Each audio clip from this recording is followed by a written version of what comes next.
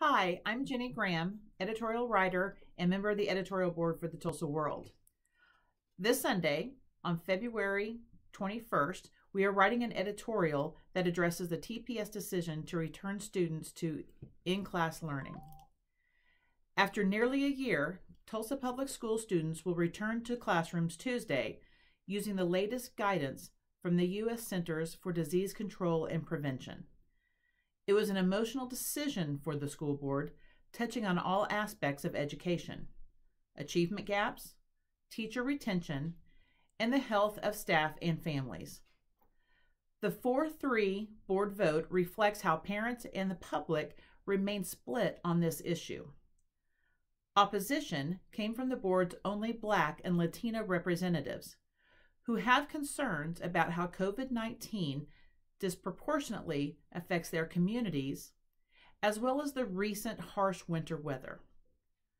Other board members questioned having adequate time for teachers to return to in-class instruction, contingency plans for outbreaks, safety precautions, and sufficient staffing levels.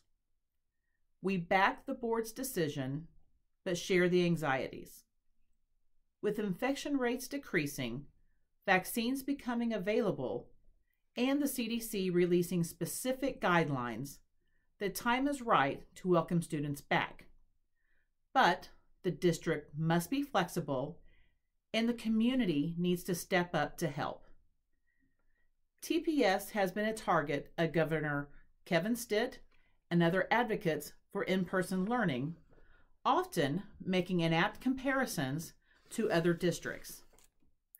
With more buildings, staff, geographic area, and at-risk populations to oversee, TPS is unique in northeastern Oklahoma.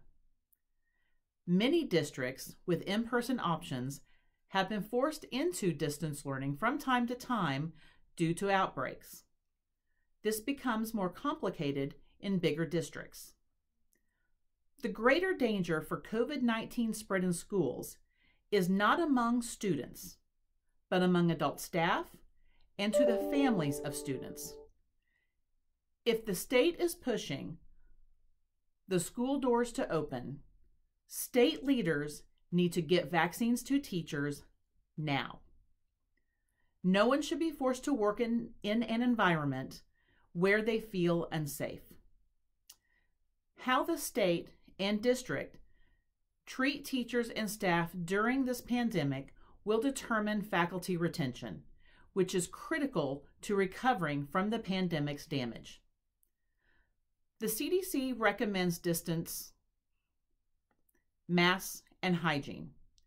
It also recommended opening if the community spread was less than 100 infected people per 100,000 residents, which is the moderate risk category. Currently, Tulsa County zip codes are in the high to extremely high risk categories. If schools are to remain safe and open, everyone must be exercising the well-rehearsed safety precautions: masks, distancing, hygiene, and vaccination. A significant obstacle for schools has been a lack of substitutes.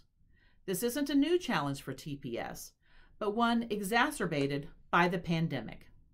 Indeed, the staffing shortages are one of the things that have driven suburban districts into distance learning. The TPS decision to return to classrooms is an optimistic and necessary move, but one we urge everyone to take with caution.